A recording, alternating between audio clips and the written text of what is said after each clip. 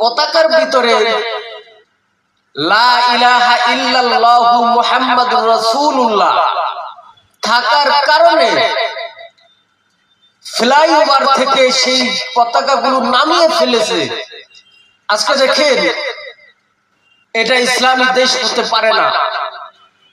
যেই দেশে কালিমার পতাকা উড়বে, যেই দেশে কালিমার পতাকা থাকবে, ঢাকার কিছু যুবক ফ্লাইওভারে কালিমার পতাকা লাগিয়েছে।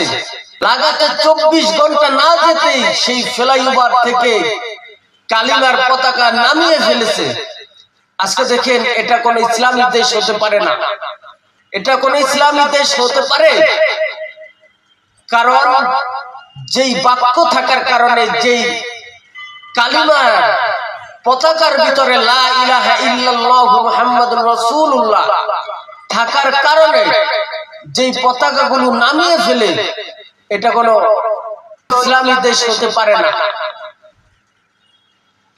আজকে যে ট্রাম্প আমেরিকা ফুটবল বিশ্বকাপ খেলার অবস্থায় যখন বিভিন্ন পতাকা নিচে ফেলেছে, আমাদের দেশের পতাকার ভিতরে লা ইলাহা ইল্লাল্লাহু মুহাম্মাদুর রাসূলুল্লাহ থাকার কারণে, অন্যান্য নাম থাকার কারণে সেই পতাকাটাকে উপরে উঠিয়ে রেখেছে। আজকে আমেরিকার যেই ট্রাম্প,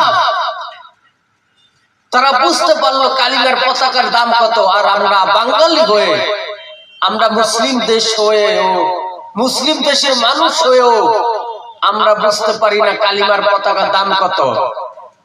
এই কালিমার পতাকা, আমরা সকলে কালিমার পতাকা যার যা সামর্থ্য আছে কিনে উড়াবো। আর এই কালিমার পতাকা যে হাত দ্বারা নামিয়েছে, সে হাতকে আবু লাহাবের হাতের মতো বানিয়ে দেয় যেন আল্লাহ তাআলা। যদি হেদায়েত দেয়, তবে হেদায়েতে প্রাপ্ত হয়ে ইসলামের জন্য যেন ওই হাত দ্বারা কাজ করে, তা না হলে আবু লাহাবের হাতের মতো যেন বানিয়ে দেয় আর ধ্বংস করে দেয়। এই কামনাই করি। আসুন আমরা সকলে আল্লাহ রাব্বুল আলামিনের কাছে ফরিয়াদ করি, এই ধরনের কাজ যেন আর আমরা না করি। আল্লাহ পাক যেন আমাদেরকে হেদায়েত দান করে। ওয়া আখিরু দাওয়ানা আনিল হামদুলিল্লাহি রাব্বিল আলামিন। আসসালামু আলাইকুম ওয়া রাহমাতুল্লাহি ওয়া বারাকাতুহু।